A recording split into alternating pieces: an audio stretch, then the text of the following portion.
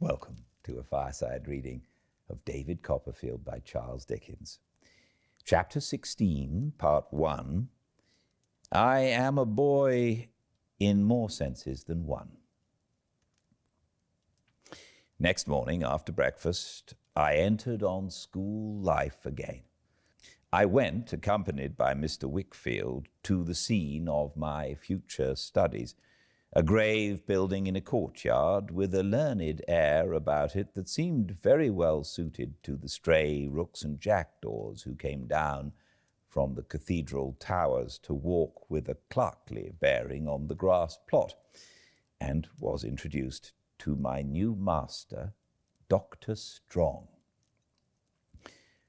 Dr. Strong looked almost as rusty, to my thinking, as the tall iron rails and gates outside the house, and almost as stiff and heavy as the great stone urns that flanked them and were set up on the top of the red brick wall at regular distances all round the court like sublimated skittles, for time to play at. He was in his library, Dr. Strong was, with his clothes not particularly well brushed and his hair not particularly well combed, his knee-smalls unbraced, his long black gaiters unbuttoned, and his shoes yawning like two caverns on the hearth-rug.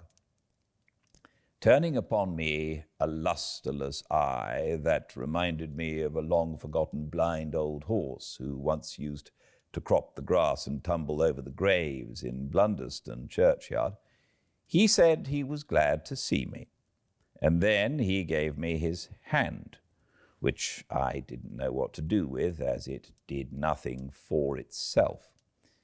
But sitting at work not far from Dr. Strong was a very pretty young lady, whom he called Annie, and who was his daughter, I supposed, who got me out of my difficulty by kneeling down to put Dr. Strong's shoes on and button his gaiters, which she did with great cheerfulness and quickness. When she had finished, and we were going out to the schoolroom, I was much surprised to hear Mr. Wickfield, in bidding her good morning, address her as Mrs. Strong. And I was wondering, could she be Dr. Strong's son's wife, or could she be Mrs. Dr. Strong, when Dr. Strong himself unconsciously enlightened me.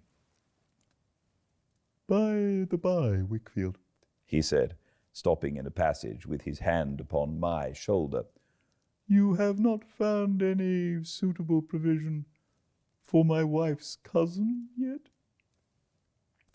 "No," said Mr. Wickfield. "No, not yet." "I could wish it done as soon as it can be done, Wickfield," said Dr. Strong, "for Jack Molden is needy and idle, and of those two bad things, worse things sometimes come. What does Dr. Watts say?" he added, looking at me and moving his head to the time of his quotation. "Satan finds some mischief still for idle hands to do." "Egad, Doctor," returned Mr. Wickfield, "if Dr. Watts knew mankind, he might have written with as much truth, 'Satan finds some mischief still for busy hands to do.' The busy people achieve their full share of mischief in the world, you may rely upon it. What have the people been about who have been the busiest in getting money and in getting power these centuries or two? No mischief?"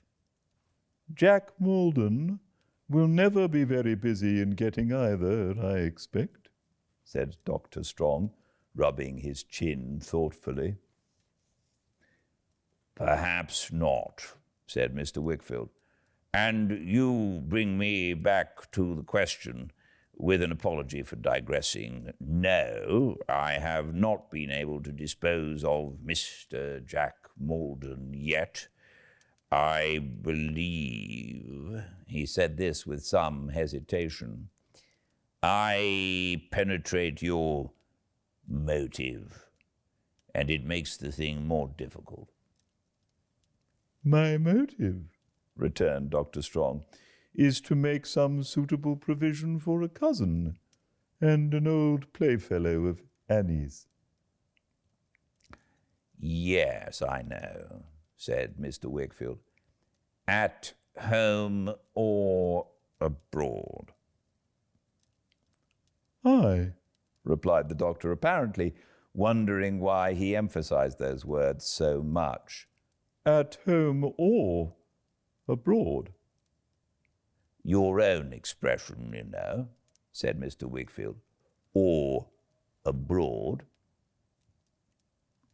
Surely, the doctor answered, surely one or other. One or other. Have you no choice? Asked Mr. Wickfield. No, returned the doctor. No, with astonishment. Not the least.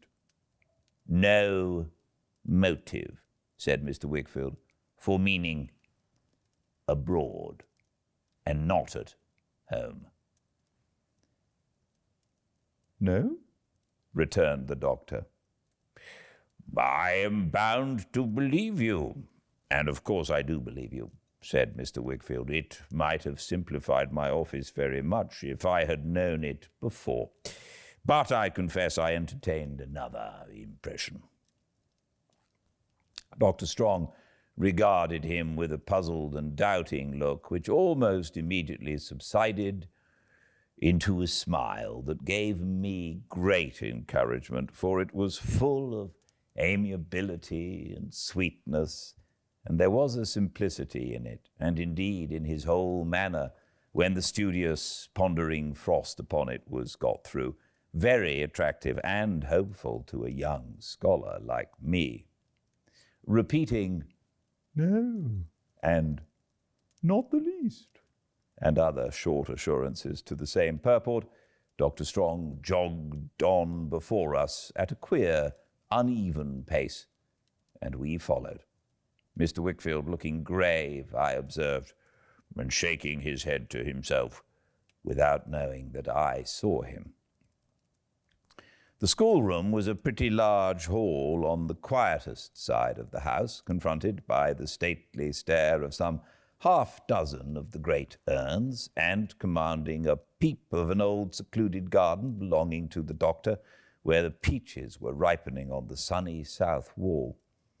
There were 2 great aloes in tubs on the turf outside the windows, the broad hard leaves of which plant, looking as if they were made of painted tin, have ever since, by association, been symbolic to me of silence and retirement. About 25 boys were studiously engaged at their books when we went in, but they rose to give the doctor good morning and remained standing when they saw Mr. Wickfield and me. A new boy, young gentleman, said the doctor, Trotwood Copperfield. One Adams, who was the head boy, then stepped out of his place and welcomed me.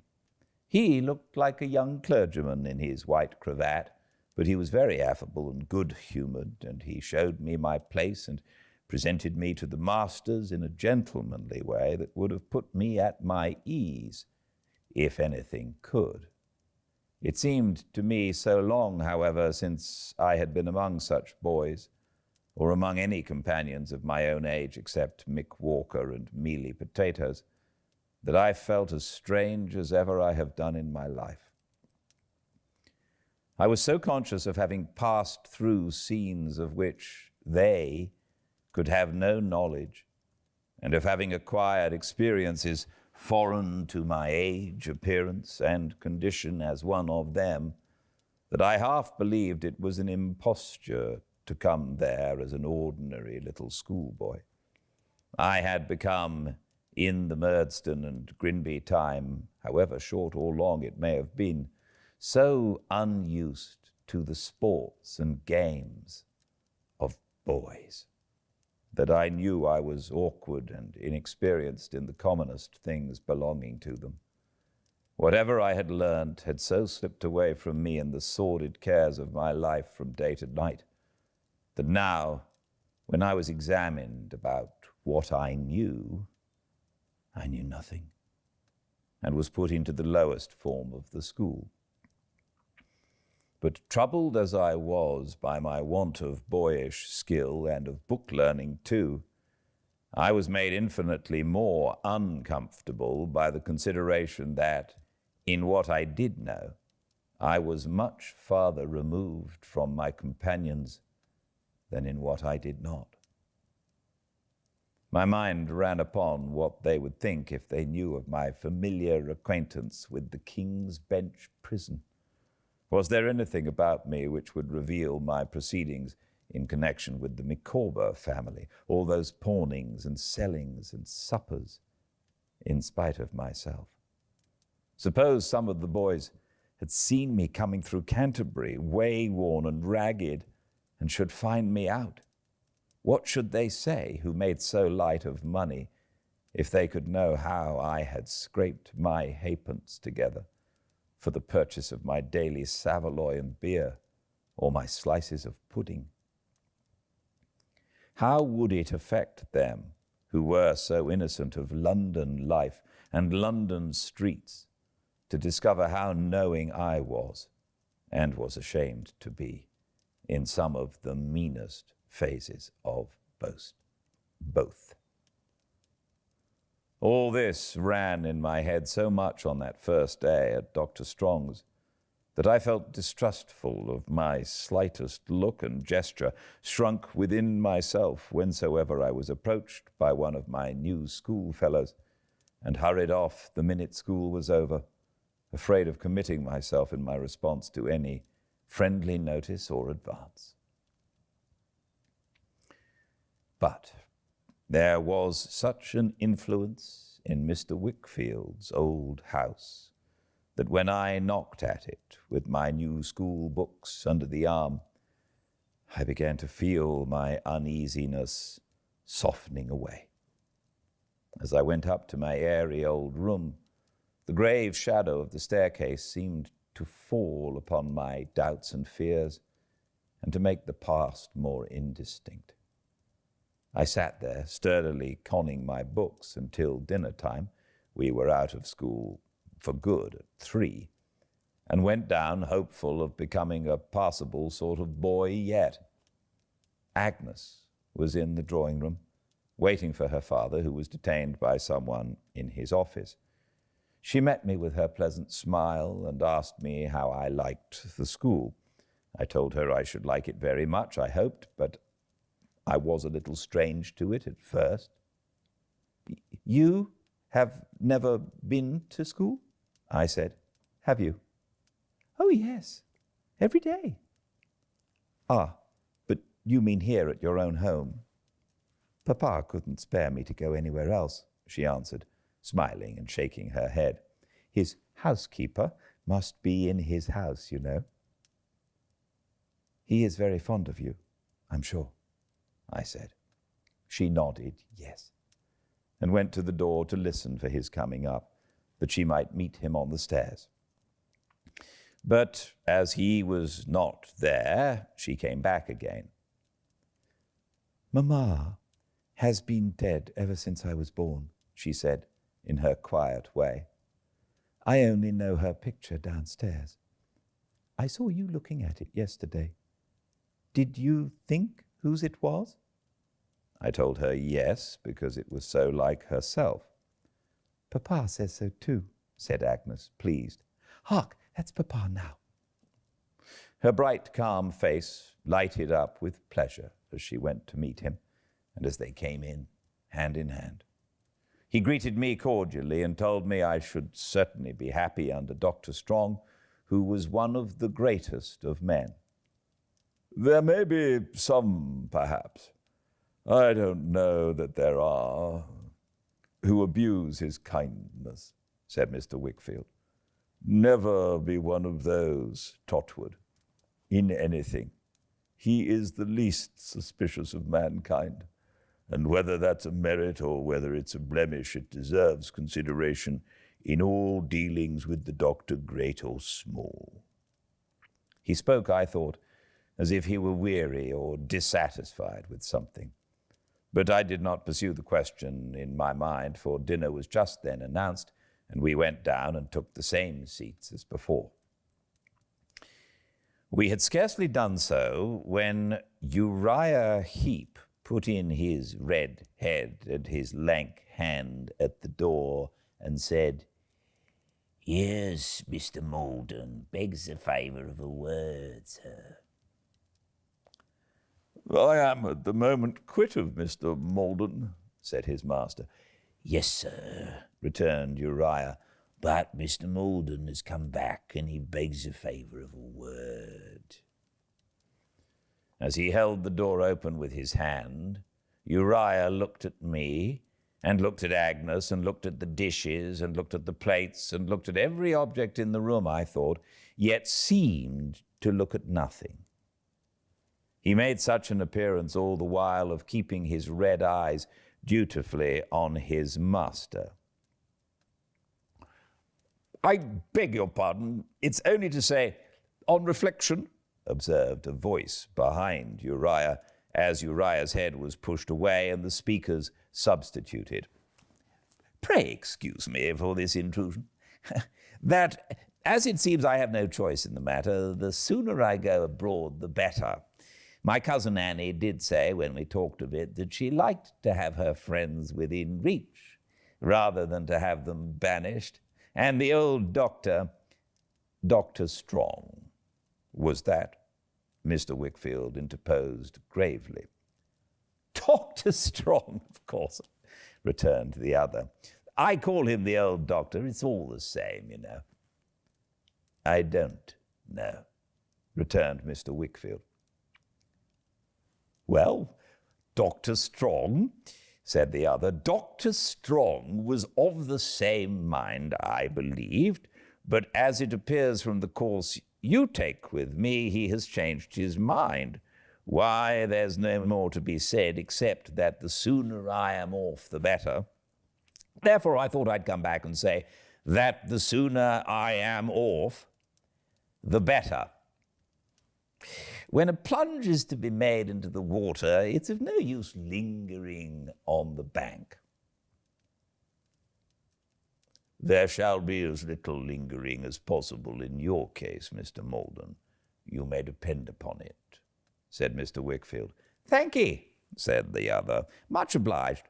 I don't want to look a gift horse in the mouth, which is not a gracious thing to do.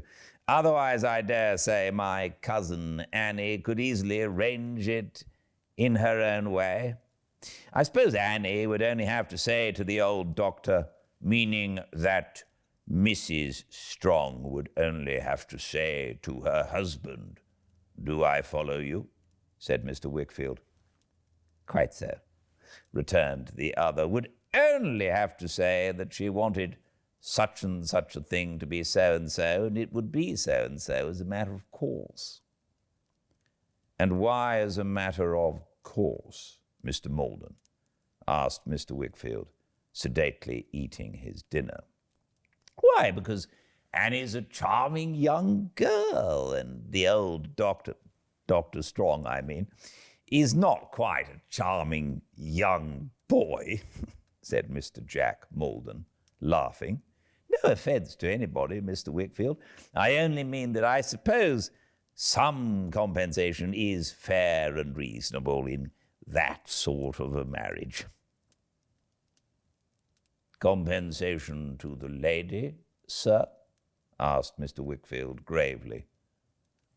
"To the lady, sir," Mr. Jack Molden answered, laughing, but appearing to remark that Mr. Wickfield went on with his dinner in the same sedate, immovable manner, and that there was no hope of making him relax a muscle of his face, he added,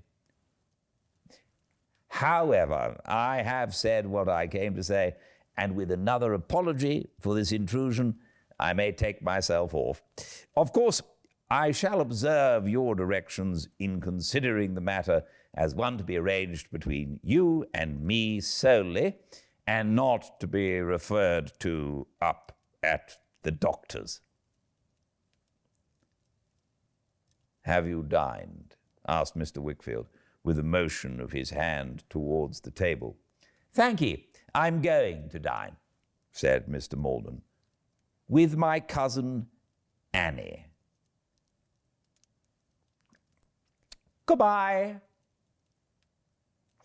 Mr. Wickfield, without rising, looked after him thoughtfully as he went out. He was rather a shallow sort of young gentleman, I thought, with a handsome face, a rapid utterance, and a confident, bold air.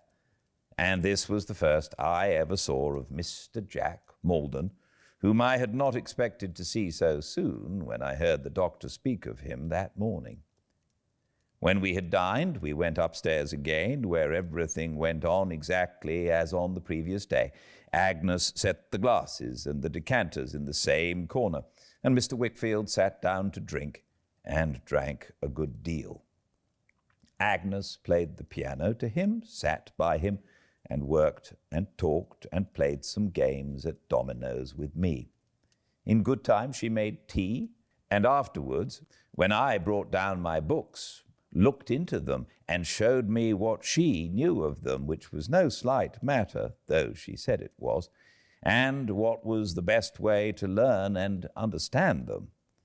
I see her, with her modest, orderly, placid manner, and I hear her beautiful, calm voice as I write these words. The influence for all good which she came to exercise over me at a later time begins already to descend upon my breast. I love little Emily, and I don't love Agnes. No, not at all in that way. But I feel that there are goodness, peace, and truth wherever Agnes is, and that the soft light of the colored window in the church, seen long ago, falls on her always, and on me when I am near her, and on everything around. The time having come for her withdrawal for the night, and she having left us, I gave Mr. Wickfield my hand preparatory to going away myself, but he checked me and said, "Should you like to stay with us, Trotwood, or to go elsewhere?" "To stay," I answered quickly. "You are sure?" "If you please, if I may." "Why, it's but a dull life that we lead here, boy, I'm afraid," he said. "Not more dull for me than Agnes, sir. Not dull at all." "Than Agnes," he repeated, walking slowly to the great chimney-piece and leaning against it. "Than Agnes." He had drank wine that evening, or I fancied it, until his eyes were bloodshot. Not that I could see them now, for they were cast down and shaded by his hand, but I had noticed them a little while before. "Now, I wonder," he muttered, "whether my Agnes tires of me. When should I ever tire of her? But that's different, that's quite different." He was musing, not speaking to me, so I remained quiet. "A dull old house," he said, "and a monotonous life. But I must have her near me. I must keep her near me. If the thought that I may die and leave my darling, or that my darling may die and leave me, comes like a spectre to distress my happiest hours, and is only to be drowned in—" He did not supply the word, but pacing slowly to the place where he had sat, and mechanically going through the action of pouring wine from the empty decanter, set it down and paced back again. "If it is miserable to bear when she is here," she said, "what would it be and she away? No, I cannot try that. He leaned against the chimney-piece, brooding so long that I could not decide whether to run the risk of disturbing him by going or to remain quietly where I was until he should come out of his reverie. At length he aroused himself and looked about the room until his eyes encountered mine. "Stay with us, Trotwood, eh?" he said in his usual manner, and as if he were answering something I had just said. "I am glad of it. You are company to us both. It is wholesome to have you here, wholesome for me, wholesome for Agnes, wholesome, perhaps, for all of us." "I am sure it is for me, sir," I said. "I am so glad to be here." "That's a fine fellow," said Mr. Wickfield. "As long as you are glad to be here, you shall stay here." He shook hands with me upon it and clapped me on the back and told me that when I had anything to do at night after Agnes had left us, or when I wished to read for my own pleasure, I was free to come down to his room, if he were there, and if I desired it for company's sake, and to sit with him. I thanked him for his consideration, and he went down soon afterwards, and I was not tired, went down too, with the book in my hand, to avail myself for half an hour of his permission. But seeing a light in the little round office and immediately feeling myself attracted towards Uriah Heep, who had a sort of fascination for me, I went in there instead.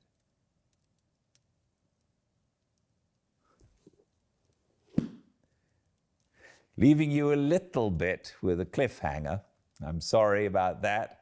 We will resume in 5 days' time, next Tuesday at 5 Pacific, at Fireside Reading on Instagram. I'm sorry I'm taking a break, but I'm sure you understand, and I very much look forward to seeing you then. All the chapters are uploaded to the YouTube channel, and if you're just dying to hear some more Fireside Reading, you can always check out one of the books we've done. I think there are 15 or so classic, wonderful old novels up there, and they're there in their entirety, and please check them out if you would like. But until I see you again, please stay very well. Good night.